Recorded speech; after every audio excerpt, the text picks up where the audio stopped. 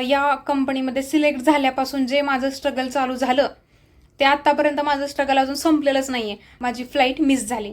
तर 40 ते 45 miss calls म्हणून भैयाने त्या कॅब ड्रायव्हरला कॉल केला होता आणि लिटरली तो कॅब ड्रायव्हरचा पण फोन स्विच ऑफ होता. उलटी केली आणि मग नंतर मी कॅबमध्ये येऊन बसले आणि भैया आम्ही दोघं पण हसत होतो की काय झालं. मी म्हटलं बँगलोरमध्ये पहिलाच दिवस आहे आणि काय होतं हे माझ्यासोबत. Hello guys, welcome back to our channel. तर मागच्या व्हिडिओमध्ये मी तुम्हाला सांगितलं होतं की माझं ट्रेनिंग चेन्नईमध्ये झाले आणि चेन्नईमधून ट्रेनिंग झाल्यानंतर मी घरी गेले आणि घरी गेल्यावरती मला प्रोजेक्टचे कॉल यायला लागले. तर काही कॉल मला चेन्नईसाठीच आले होते, सो मी त्याला नाही बोललं कारण मी तुम्हाला त्याच व्हिडिओमध्ये सांगितलं होतं की मी चेन्नईमध्ये किती स्ट्रगल केलं आहे आणि चेन्नईमधली हीट किंवा खाणं मला सूट होत नव्हतं. सो मला पुणे लोकेशन पाहिजे होतं ॲक्च्युली, बट मला सगळे कॉल चेन्नईचेच येत होते आणि मी खूप सारे प्रोजेक्ट रिजेक्ट केले ड्यू टू लोकेशन.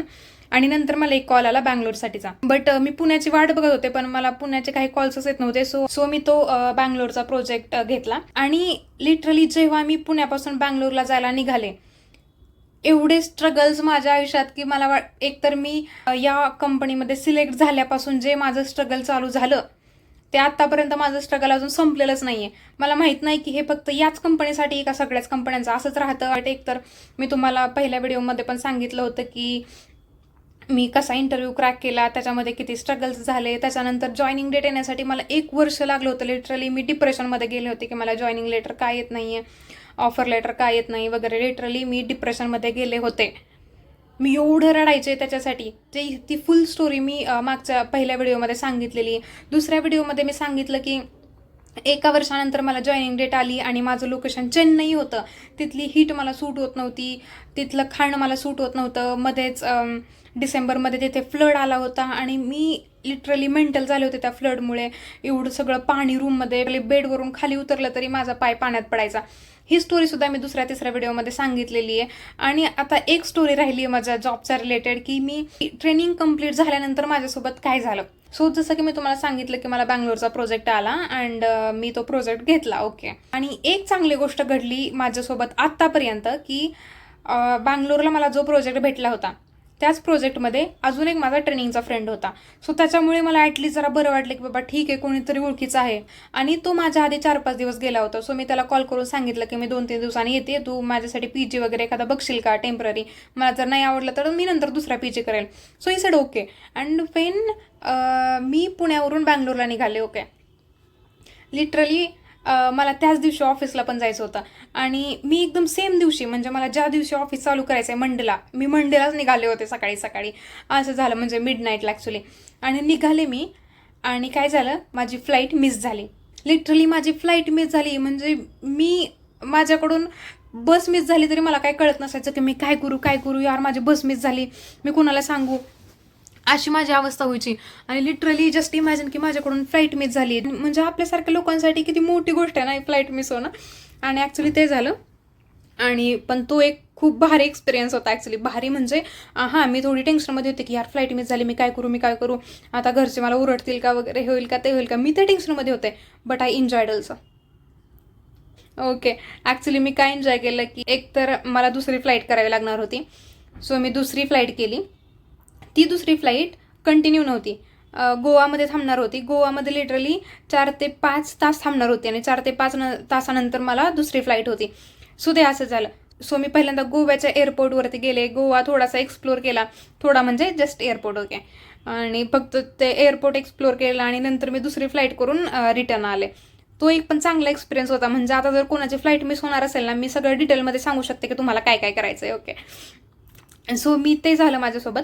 आणि ज्यावेळेस मी बँगलोरमध्ये पोहोचले त्यावेळेस भैयाने माझ्यासाठी एअरपोर्ट कॅब बुक केली होती, जी मला बँगलोरच्या एअरपोर्टपासून माझ्या PGपर्यंत सोडणार होती. सो मी त्या कॅबचा वेट केला. ती कॅब आली. मग भैयाने कॉल करून मला विचारलं की तुझा फोन चार्जिंग तर आहे ना. मी म्हटलं हो, माझा फोन चार्जिंग आहे, तू करू शकतो मला कधी पण कॉल, असं. भैया म्हटलं ओके. आणि तो त्याच्या कामाला लागला. आणि माझा फोन मला वाटतं होता काहीतरी 30-35% चार्जिंग होता. मला वाटलं की जाईपर्यंत राहील तो, पण नाही का, आपली ती बकवास सवय, कुठं गेलं तरी आपण रील स्क्रोल करत बसू आणि एवढं करतो की लिटरली आपला फोन स्विच ऑफ होतो. आणि गाडीमध्ये माझा फोन स्विच ऑफ झाला. त्याच्यानंतर मला काहीच कळलं नाही की मला कोणाचे कॉल आलेत, कोणाचे नाही. मला वाटलं की ठीक आहे, कोणाचे कॉल नसतील आले. ओके. आणि काय झालं की कॅब करून 20-25 मिनिटामध्ये मला उलटी यायला लागली. मे बी मी गोव्याच्या एअरपोर्टवरती थांबून पिझ्झा खाल्ला होता.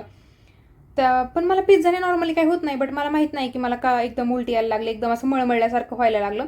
भैयाला म्हटलं, भैया गाडी थांबा कुठेतरी, मला खूप मळमळल्यासारखं होतंय. भैया म्हणे, दीदी आपण हायवेवरती, आपण इथं गाडी नाही थांबू शकत. ज्यावेळेस मला जास्तच व्हायला लागलं, भैयाला म्हटलंय, बघा भैया तुम्ही जर नाही थांबवलं मी सीटवरतीच उलटी करेल. मग भैयाने एका ठिकाणी थोडं कन्स्ट्रक्शनचं वगैरे काम चालू होतं, एक थोडासा आतमधला रस्ता घेतला आणि तिथे थांबवलं. तिथे मी 2 मिनिटं बाहेर गेले, थोडासा श्वास घेतला, उलटी केली आणि मग नंतर मी कॅबमध्ये येऊन बसले आणि भैया आम्ही दोघं पण हसत होतो की काय झालं. मी म्हटलं हा बँगलोरमध्ये पहिलाच दिवस आहे आणि काय होतं हे माझ्यासोबत. त्या भैयाने मला रूममध्ये पोहोचवलं. मी तिथे गेले, मग जो माझा फ्रेंड होता ना ज्याने मला पीजी बघितला होता त्याला भेटले, त्याच्यासोबत बोलले. त्याने मला तो पीजी दाखवला की कोणता पीजी त्याने बुक केलाय माझ्यासाठी. मग मी गेले, तिथे ऍडमिशन घेतलं आणि त्या ऑर्डरने मला माझी रूम दाखवली. ओके, मी रूममध्ये गेले, डोअर नॉक केला आणि तुम्हाला माहिती आहे त्या पोरीने दरवाजा कसा उघडला. लिटरली तिने असा दरवाजा उघडला आणि शी डीड लाईक दिस. मी एकदम खूप VIP पर्सन आहे म्हणून नाही, तिने एकदम असं टॉन्टिंग वेमध्ये की अरे यार अजून एक जण आलं आपल्या रूममध्ये वगैरे, अशा फीलमध्ये तिने मला वेलकम केलं. ओके, तिथे गेल्याच मात्र मूड खराब झाला होता त्या पोरींना बघून. एक तर त्या रूममध्ये एकच तेलुगू पोरगी होती आणि बाकीच्या दोन्ही मराठी पोरी होत्या आणि लिटरली तेवढ्या डेंजर मराठी पोरी होत्या. त्या लिटरली 2-3 वाजता उठायच्या. ओके, आणि झोपणार कधी, सकाळी 8-9च्या आसपास झोपायच्या. त्या तर उशिरा झोपायच्याच आणि दुसऱ्यांना पण झोपू देत नव्हत्या. एकदम मोठ्याने गाणी लावा, आमच्या रूममध्ये टीव्ही असायचा, टीव्हीमध्ये काहीतरी बघत बसा. ती जी माझ्यासोबत दुसरी तेलुगू पोरगी होती आणि मी, आमच्या दोघींना झोप नव्हती लागत एवढं. आणि रूम पण एकदम अशी सनलाईट पण येत नव्हती, काही व्हेंटिलेशन नव्हतं, जाम डेंजर माझी अवस्था होती तिथे. आणि माझा फोन स्विच ऑफ होता ऍक्च्युली. मग मी गेले आणि फोन चार्जिंगला लावला. ओके, चार्जिंगला लावला, फोन स्विच ऑन केला, लिटरली बघते तर 40 ते 45 miss calls. Just imagine. Open केलं तर त्यातले 30-35 तर भैयाचेच मिस कॉल होते आणि बाकीचे मम्मी पप्पा भाऊ वगैरे हे सगळ्यांचे मिस कॉल्स होते. म्हटलं यार काय झालं म्हणून नंतर कॉल केला तर I called my brother. Okay, first question he asked, तू पोचली का? म्हटलं हो पोचले, काय झालं? भैयाने विचारलं, तू तर म्हटली होती फोनमध्ये चार्जिंग आहे. मग मी म्हटलं हो माझा फोन स्विच ऑफ झाला होता. आणि भैया फक्त म्हटलं तू वेडी आहे का असं. आणि मला एवढं हे झालं की लिटरली तो असा स्टुपिड सुद्धा म्हणत नाही कोणाला, कधीच कोणाला, म्हणजे एकदम असं चांगल्या वेमध्ये बोलणार सगळ्यांशी, असं कधीच कोणाला वाईट बोलणार नाही, काही नाही. असं वेड आहे का लिटरली, म्हणजे जस्ट इमॅजिन होतो कधी कोणाला वेड आहे का असं सुद्धा बोलला नाहीये. आणि तो मला म्हटला की तू वेडी आहेस का असं. मग मला खूप एकदम हे झालं की अरे यार भैया असं का बोलला, काय झालं नक्की. तर तो म्हटला की मी तुला नंतर कॉल करतो. म्हटलं ठीक आहे नंतर कॉल कर. 10-15 मिनिटं गेले आणि मला खूप अननोन नंबर्सवरून कॉल यायला लागले. 5 ते 10 मिनिटात 7 ते 8 कॉल्स आले अननोन नंबरवरून. तर ते सगळे मला एकच प्रश्न विचारायचे, मॅडम तुम्ही पोहोचला का? म्हटलं हो पोहोचले मॅडम. मला एवढं VIP सारखं का ट्रीट केले जाते की मला सगळे कॉल करून विचारतायत तुम्ही पोहोचला का. नंतर मग मला वाटतं 10-15 मिनिटाने माझ्या भावाचा फोन आला. मग भावाने मला स्टोरी सांगितली की मला एवढे सगळे कॉल्स काय येत आहेत, कारण माझा फोन स्विच ऑफ झाला होता कॅबमध्ये. म्हणून भैयाने त्या कॅब ड्रायव्हरला कॉल केला होता आणि लिटरली तो कॅब ड्रायव्हरचा पण फोन स्विच ऑफ होता. म्हणजे ऑब्व्हियसली त्याला टेन्शन आलं असणार, मला आत्ता समजते ते, कारण मी पहिल्यांदा बँगलोरमध्ये जाते आणि माझा फोन स्विच ऑफ, कॅब ड्रायव्हरचा phone switch off, obviously tension येणारच. मग भैयाने माझा फोन, आमच्या दोघांचा फोन स्विच ऑफ लागतोय म्हणून मेक माय ट्रिपवरून ती कॅब बुक केली होती. भैयाने हेल्प डेस्कला कॉल केला आणि त्याने त्या कॅब ड्रायव्हरचं लोकेशन चेक करायला लावलं. बट ते हेल्प डेस्कवाले बोलले की एकदा पर्सनला ड्रॉप केल्यानंतर आम्ही ड्रायव्हरचं लोकेशन नाही चेक करू शकत. त्यांना पण असं बोलला की तुम्ही असं कसं करू शकता, कॅब ड्रायव्हरने माझ्या बहिणीला ड्रॉप केलंय का नाही हेच मला माहिती नाही, तर तुम्ही कसं म्हणू शकता की त्याने त्याला ड्रॉप केलंय वगैरे असं तसं. म्हणजे फक्त आपल्याला एक मेसेज येतोय की ड्रॉपिंगचा आणि त्याच्यावरती तर आपण विश्वास नाही ना ठेवू शकत. तुमच्या कॅब ड्रायव्हरचा पण फोन स्विच ऑफ लागतोय, मी कसं कोणाला कॉन्टॅक्ट करू असं भैया बोलला. आणि मग त्या हेल्प डेस्कवाल्यांशी भांडून त्याने मॅनेजरचा नंबर घेतला. मग मॅनेजरला कॉल केला आणि असे कॉल करून ज्यावेळेस माझा फोन स्विच ऑन झाला त्यावेळेस त्याला समजलं की मी घरी पोहोचली आहे. तरी पण लिटरली 3-4 दिवस मला असे वेगवेगळ्या नंबरचे कॉल्स यायचे की तू पोहोचली का घरी वगैरे असं तसं, तुमचा भाऊ खूप टेन्शनमध्ये आला होता, तुम्ही प्लीज कॉल करून त्यांना सांगा की तुम्ही पोहोचलाय म्हणून. म्हटलं हो मी त्याला अगोदर सांगितलंय कॉल करून, तुम्ही आता मला कॉल नाही केलं तरी चालेल असं. म्हणजे एवढे कॉल्स मला येत होते. लिटरली मला त्या दिवशी वाटलं की खरंच बाबा सगळ्यांच्या आयुष्यात असे भाऊ असावेत. तो मॅटर पूर्ण झाला आणि ते झाल्यानंतर मी रूममध्ये गेले. ते रूममध्ये तर वेगळंच टेन्शन, त्या पोरी रात्रभर झोपत नसायच्या होता आणि मी लिटरली दिवसातून 2 ते 3 वेळा रडायचे, कारण मला कसलाच दम निघत नसायचा त्या रूममध्ये. आणि मी रडायचे, मम्मी पप्पांना कॉल करायचे. आणि मग मी दुसऱ्या दिवशी ऑफिसला गेले.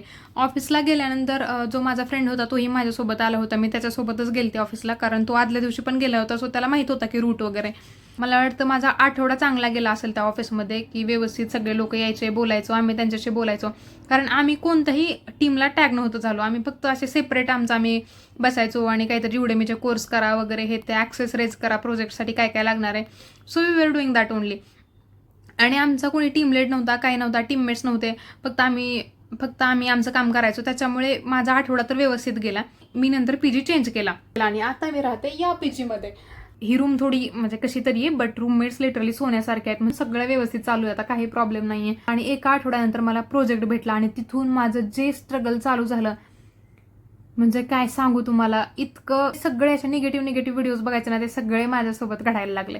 लिटरली मी एका पॉईंटला अशी आली होती की मला नाही थांबायचं इथं, मी काहीतरी दुसरं चालू करते, एखादा व्यवसायाने घरी जाते. व्यवसाय चालू करायला आपल्याकडे दीड दमडी नाही आणि काय व्यवसाय चालू करणार. तो मी नेक्स्ट व्हिडिओमध्ये तुम्हाला सांगेल की मी ज्यावेळेस एका टीमला टॅग झाले आणि मी ऑफिसमध्ये प्रॉपर काम करायला लागले, मी कसं ऑफिस पॉलिटिक्स फेस केले आणि माझं स्ट्रगल कसं चालू होतं, मी काय फेजमधून गेले, पण मी त्यातून रिकवर होण्यासाठी काय केलं, ते सगळं मी तुम्हाला पुढच्या व्हिडिओमध्ये डिटेलमध्ये सांगेल. So stay tune, bye bye.